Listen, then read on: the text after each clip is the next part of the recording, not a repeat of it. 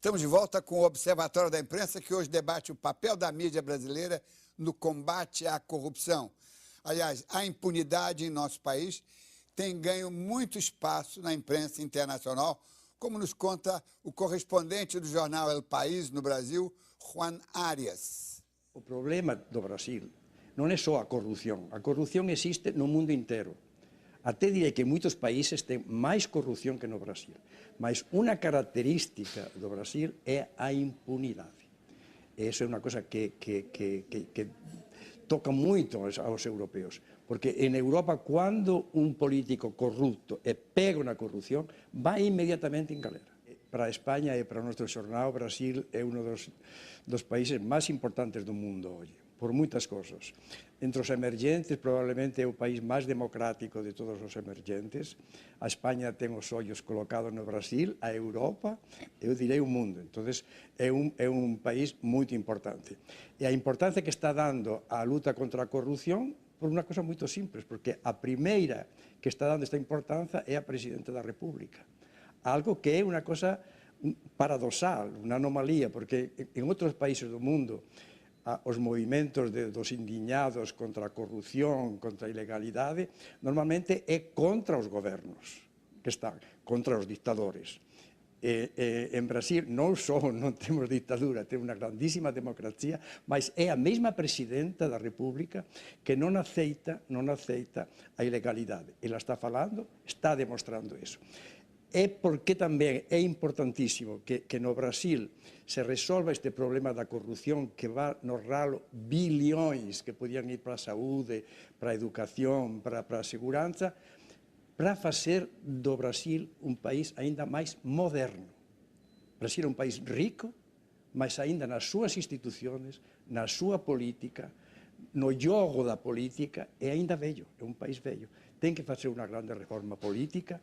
E aí é importante essa consciência que a sociedade do Brasil, que sabe que melhorou muito com os 8 anos do governo Lula, que economicamente está bem, é muito importante que a sociedade brasileira quer um Brasil mais limpo, um Brasil mais ético e um Brasil mais moderno. Doutor Alberto Paula Machado, o gancho do fim do primeiro bloco que eu queria desenvolver agora é que, na realidade, nós temos a imprensa como uma grande câmara de eco, nós temos as ruas, que infelizmente ainda não tem o número de indignados ou o nível de indignação que nós esperávamos, mas a representação política brasileira ela não funciona porque ela própria está no banco dos réus, né? Que é uma situação terrível de orfandade, né? do eleitor, né? Diniz, esse é o ponto de partida. Nós precisamos depurar a política brasileira. Nós precisamos de medidas para que esse processo político seja legítimo e seja menos contaminado por interesses comerciais. Nós demos alguns avanços. A lei do ficha limpa, a OAB se envolveu, a sociedade se envolveu. Foi uma lei de iniciativa popular, as pessoas assinaram para apresentá-la ao Congresso. Uma sistemática. E ela quebra um tabu, que é o tabu da presunção da inocência. Então foi uma lei importante. Não suficiente ainda. Nós temos uma outra medida, a própria OAB ingressou agora com uma ação direta de inconstitucionalidade no Supremo Tribunal Federal para impedir a doação de empresas privadas a campanhas políticas. Exatamente porque o nosso histórico indica que esse dinheiro depois volta para a empresa privada. Portanto, é também uma medida saneadora. São essas medidas pontuais, saneadoras, que inibam esse interesse econômico muito intenso no processo político, é que podem depurar um pouco esse processo eleitoral nosso. São várias as medidas, há um projeto apresentado na Câmara, nós apoiamos em boa parte esse projeto, são várias as medidas necessárias, indispensáveis para essa depuração. Chico Otávio, agora, tem um assunto que já passou aqui por nós, mas que a gente devia parar, é que o brasileiro que se inflama, ele é emotivo, como todo latino e latino-americano, né? Mas ele não, a capacidade de indignação dele ou diminuiu, ou a corrupção banalizou-se, e ninguém vai mais para a rua, não é? Exatamente. Eu fico até, às vezes, receoso, né, com essa apatia E outro dia minha mãe é leitora do jornal que eu trabalho, é leitora, né? E ela disse que muitas vezes parece que você só muda o nome do denunciado na matéria. E que o texto é o mesmo, o problema é o mesmo, né? E vira e mexe, os jornais estão voltando à mesma questão, só com a troca de personagem. De certa forma, isso gera uma apatia, né? Ninguém aguenta mais. Assim, em vez de ir para a rua protestar, as pessoas preferem ficar em casa fingindo que nada está acontecendo. Lamentável. Mas sem dúvida. alguém costuma ir à rua para se manifestar? Já houve tempo, né? Não, digo agora. Agora sim, é verdade. Eu estava até comentando. Eu acho que o movimento gay, né, sem dúvida nenhuma, ele tem aí tido uma presença maciça nas ruas, e os movimentos pentecostais. Engraçado que assim, são dois movimentos em campos opostos no que diz respeito às questões morais. São eles hoje os grandes mobilizadores de massa no Quer dizer, Brasil. então, existe uma disposição existe gente disposta a ir para a rua. Ah, é verdade, é verdade.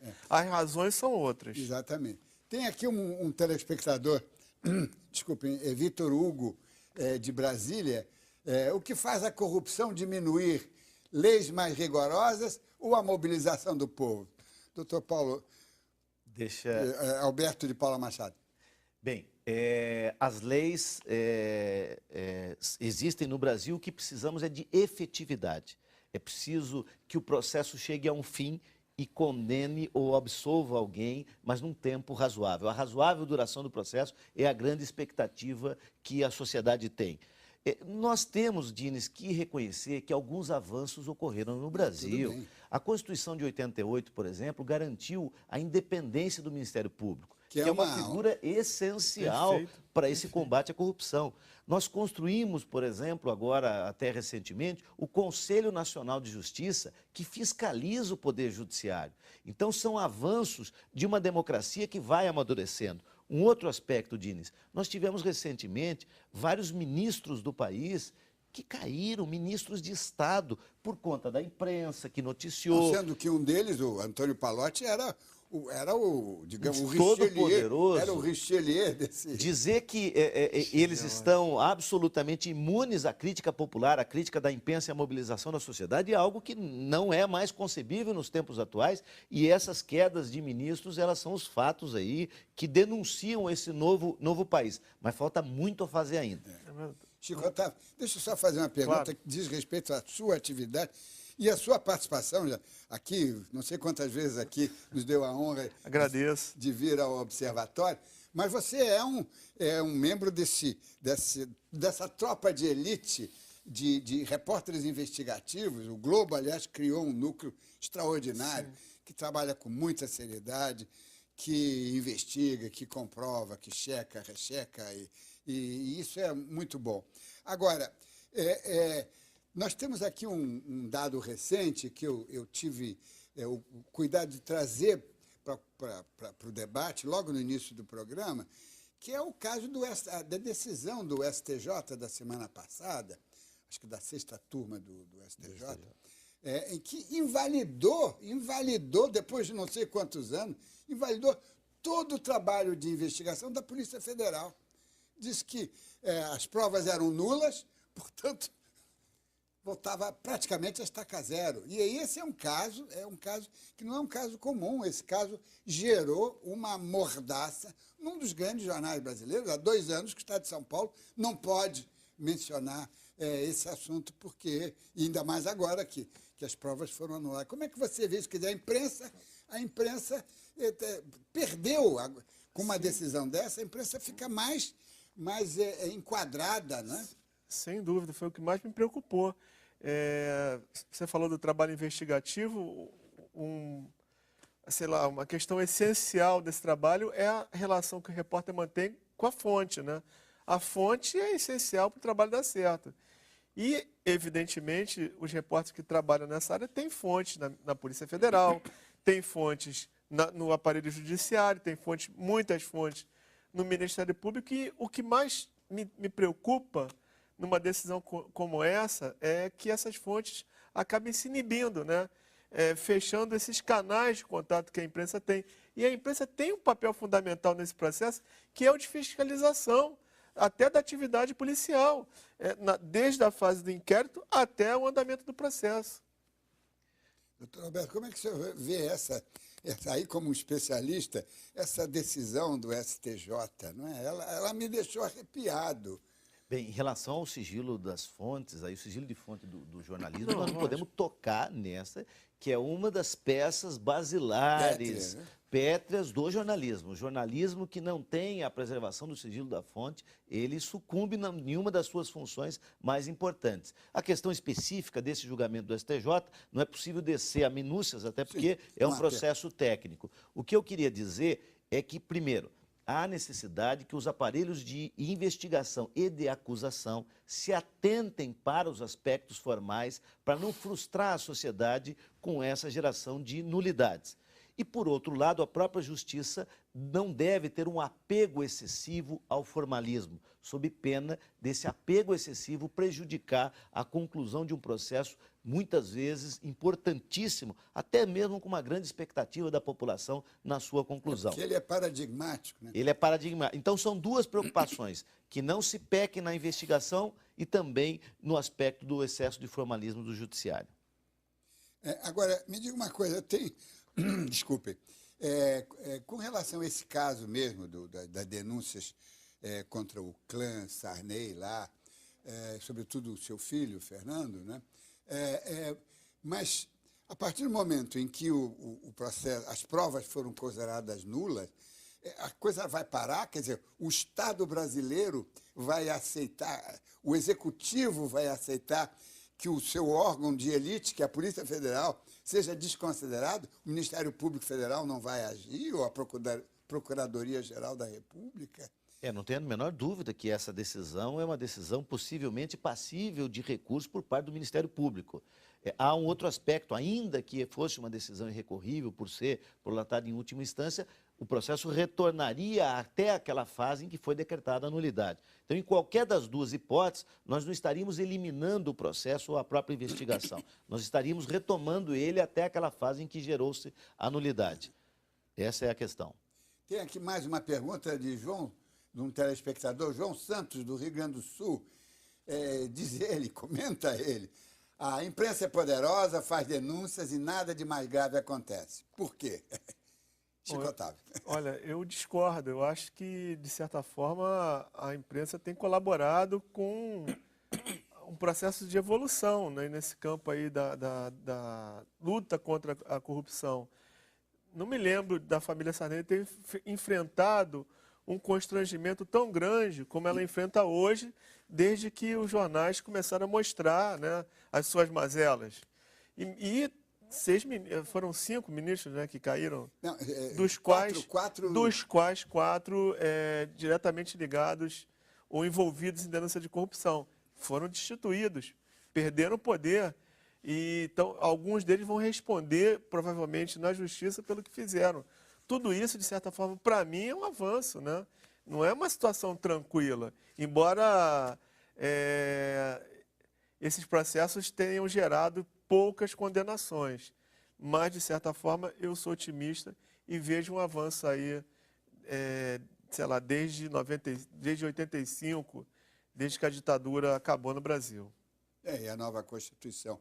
Agora, essa pequena entrevista que fizemos com um grande jornalista espanhol, Juan Arias, né, que vive aqui no Rio de Janeiro, e ele, ultimamente, tem escrito muito a respeito da corrupção no Brasil e da ação do governo brasileiro, porque o que chama a atenção é que o governo, embora ele seja indiretamente acusado, não está constrangido em tomar as medidas. Quer dizer, isso é um avanço, mas ele se queixa, de certa forma, da impunidade brasileira, né? Quer dizer, a corrupção brasileira não é tão grande quanto a impunidade que vive no Brasil. Como é que é a sua avaliação? A corrupção ela é elencada aí, o Brasil, como um dos 5 países com maior índice de corrupção entre as economias mais poderosas do mundo. Estamos junto com China, Rússia, México e Índia, no tocante também a aspectos de corrupção. De fato, a impunidade preocupa a todos nós, porque não é o tamanho da pena, Diniz. Isso é uma velha máxima no direito, Chico, que não é o tamanho da pena, mas a certeza de que haverá uma pena para o criminoso.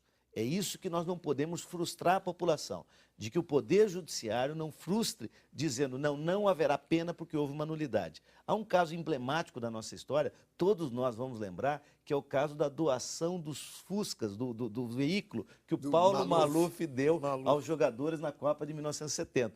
Esse processo tramitava perante o Judiciário, Diniz, até pouco tempo atrás. É verdade. Quer dizer, muita gente não tinha nem nascido na época da Copa do Mundo de 70 e ele conseguiu arrastar esse processo com milhares e milhares de alegações. Então, a efetividade do Poder Judiciário e essa duração razoável do processo é fundamental no combate à corrupção.